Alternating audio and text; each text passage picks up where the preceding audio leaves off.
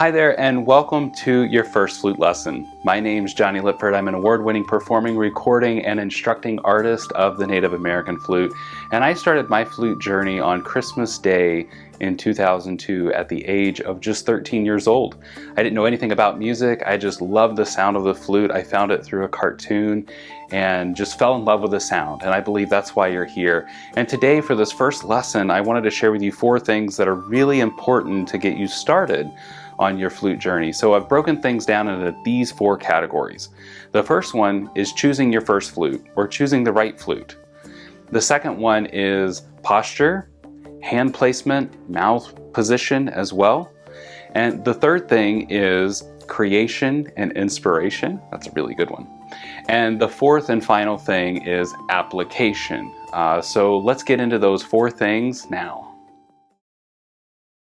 There are many different types of flutes, and with the Native American flute, there's no shortage. You can see all the different ones that I have in my collection. I have over 100 different flutes, specifically Native American style flutes in my collection. And when we go to look for a flute, it's hard sometimes to figure out what's going to be best. And so I wanted to just show you some of the very more common keys of flutes, and also the sizes, because that's really going to be important for you, whether you're small framed or you have large hands or small hands. These things play a role in the size of the flute and what you can play. The one that I have in my hand is probably the most common. This is a cedar flute in the key of A. So this is what we call like a mid A or A minor flute. And this is what it sounds like.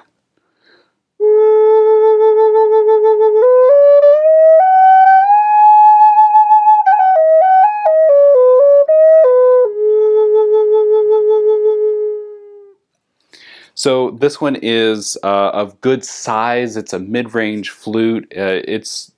I start most students out on this flute or this next one. This is in the key of B. So this one, as you can see, I stand them foot end, or I can do them from the mouthpiece. That'll probably be the biggest difference. So they're just a couple of inches difference, but look at where the first holes start. And the last hole ends here. So the B is going to be better for smaller hands. And here's how this one sounds.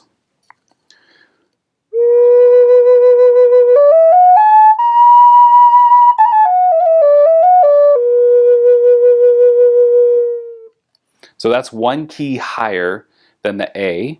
That is the B, as in boy. The next one that I'll show you is in the key of G, and all these are the starter cedar flutes. So the B, the A, and now the G. The G is a little bit bigger, and the larger the flute, typically the lower the sound. And so that's exactly what we have represented here. The G is a little bit larger. The hole spacing, I'll bring all of them up together here so you can see how they look side by side.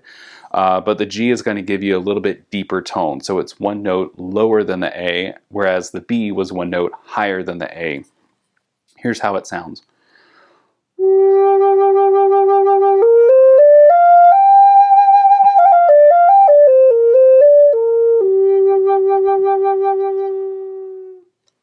Okay. Now the other one that we see a lot in our industry is the key of F sharp. It's a half step below the G. So here's the G, and here's the F sharp. So not much size difference, kind of like what we saw between the B and the A. They're very, very similar. F sharp, and with this you'll see it as the letter F and then what looks like the pound sign or hashtag. That's the symbol for sharp. So if you see that next to a note, it means that note sharp. So F sharp. Here's how it sounds.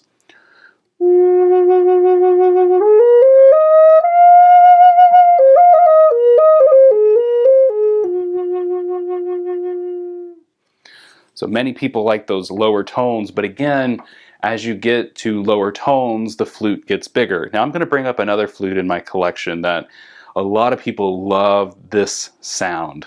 And this is at the very end of our mid-range. This is getting into that bass flute territory.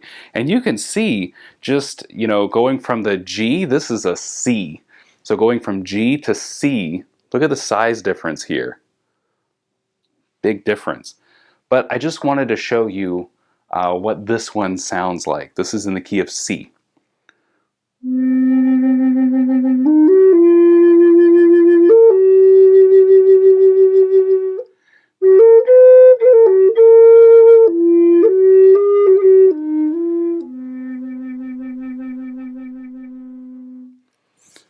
Beautiful tone. And here's the thing, some people start with a flute like that, but you need to have the hands to do it, or the stretch to do it.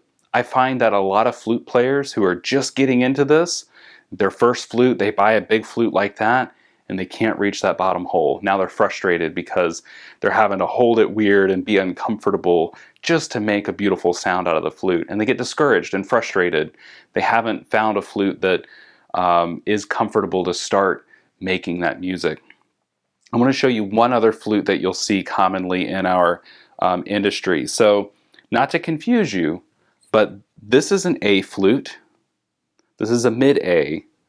This is also an A flute. This is a high flute, and you'll see this marketed as a pocket flute. Now, what I said earlier about the flute being larger has a lower tone, smaller has a higher tone. So when we go from something like this A to this A, here's the difference.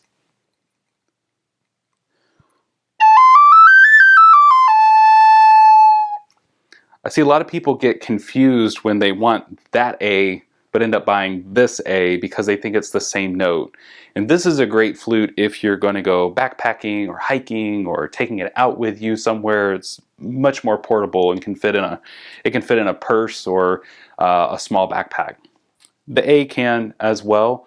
This one, the pocket flute though, is better for being outdoors and being more expressive. So those are the differences in the flutes. A lot of people start in that A range, that mid A. G is also a popular key, and B would work well if the A seems to be just a little bit large, or if you have small hands. And we're going to get into hand placement and mouth position, things like that as well. So let's jump over there now. When we start to play the flute, the mouth, our lips, also known as embouchure, and our hands are the biggest contributing factors, but we also have to watch our posture as well. I have a couple of rules that you need to know about what kind of not to do, but I'm a very flexible and easygoing teacher when it comes to a lot of these things. I find that most students perform better if they're standing when playing, but I realize that that can get uncomfortable after a while. So just be very careful about how you're sitting. Again, you do want to sit up straight a little bit just to kind of, get away from that slouch. That's going to put extra pressure on your lungs. So sitting up straight with good posture is going to be important. And the other thing too is specifically, I find this the biggest thing. Don't rest your elbows on anything. That can mean tabletops. That can also mean your knees if you're slouched over. So just be mindful of that. Also, as we get into placing our hands and fingers on the flute, I'll talk about the pinky fingers because I get a common question. What do I do with those? Where do they go? It just feels kind of awkward. So let's start with actually holding the flute. So if you have a flute in your hand, or maybe you don't have a flute yet, just follow along. So what I'm doing is I'm using the pads of my fingers. So I'm not using the tips. And you'll notice that when I play the flute, like I did for you a minute ago, my fingers are kind of flattened. I'm not curving them up like this. So I don't want a C, okay? I want it to be a little bit flatter. And the reason for this is it then allows us to use more of that pad and doesn't force us to use the tips because we're looking for a secure closure on each one of these holes. And the other thing too that I find is we get so stressed about covering the holes and being secure that sometimes it causes us to really grip and pinch down. You want to avoid that. This should be a lighter touch. I do this exercise in live experiences where I have Folks hold the flute and rest it on their shoulder like this and use the pads of their fingers, cover all the holes, and then I come around and I grab this end of the flute, and if your hands come with me, like you won't let go of the flute, you're gripping too hard. So it should be a light touch where you should be able to slide. Okay, that's what we're looking for here. Flattened out, coming at it from the side. Try not to arc up like this and rest more of your hand on the side of the flute like this. This can cause some tension in my hand and my wrist. We want to be neutral. Our wrist to be neutral, coming at it from the side. And again, my back is straight. I'm able to breathe efficiently and effectively. And now let's talk about what to do with our lips. So one of the things that I like to do is I like to rest the flute. I can still talk to you. I'm resting the bottom of the flute on my bottom lip. And then just by either tilting down like this or bringing the foot end of the flute up just a little bit, it puts the mouthpiece into my mouth there. And that's what we're looking for. Be careful about playing the flute straight out like this. This will force you, again, your wrist to be in more of a kinked position, and we want to avoid that. So you don't have to bring the flute all the way to your body like this, but a good 45-degree angle is what we're looking for. Not 90. You don't have to be right here, but you should be somewhere in the middle of that. So that's my tips on mouth and hands. We're going to get into playing it a little bit, and where I'm going to have you start is actually with all holes open. Oh, and I mentioned I would say something about the pinky as well. So a couple things about your hands is with your pinkies, please don't curl them under like this. That creates a lot of tension on your ring finger, and it makes it harder for that to lift. If you have a flute at home and you're doing this right now, you might find that there's a little tension in your hand to lift that finger. Whereas if I just rest it on the side of the flute, now suddenly, and I can even lift it along. So sometimes my pinky, I just let it either float or rest, that's fine, but don't curl them under like this. Nor do I want you to tuck them under like this.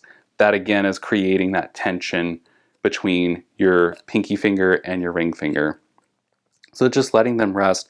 If you start at the top of the flute, you're going to have better success than trying to start with all holes closed. So starting at the top and one by one, setting them down. And if you struggle to find the holes, I mean, sometimes you can look, you can actually see where your fingers are from this point of view. You can see where your fingers are and where they're landing on the flute. Otherwise, you can also play in front of a mirror. That's a great technique.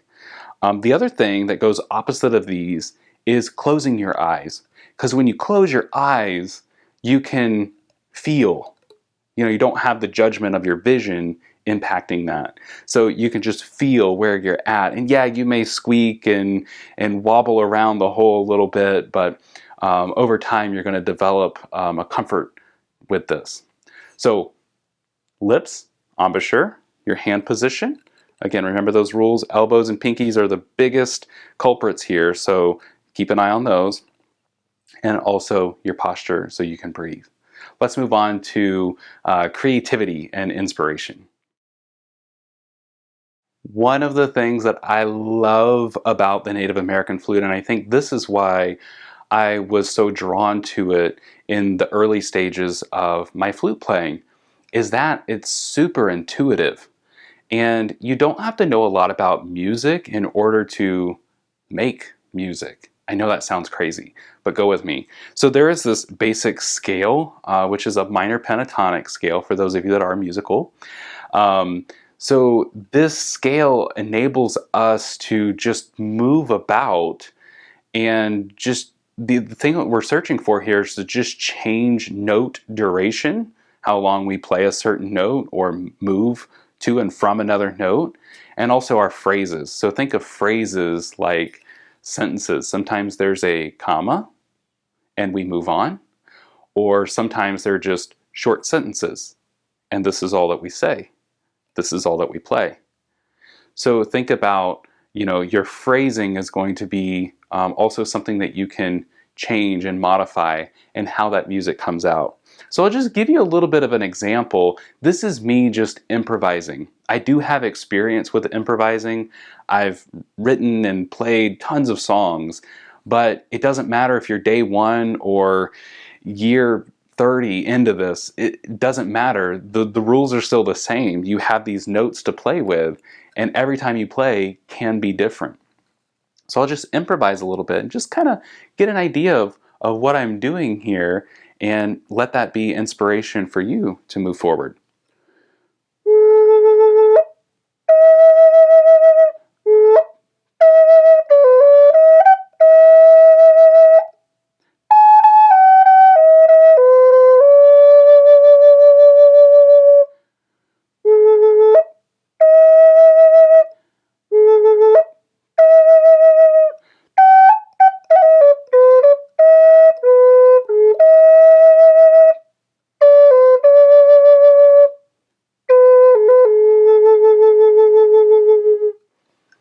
Simple. Every note was just a note in the basic scale.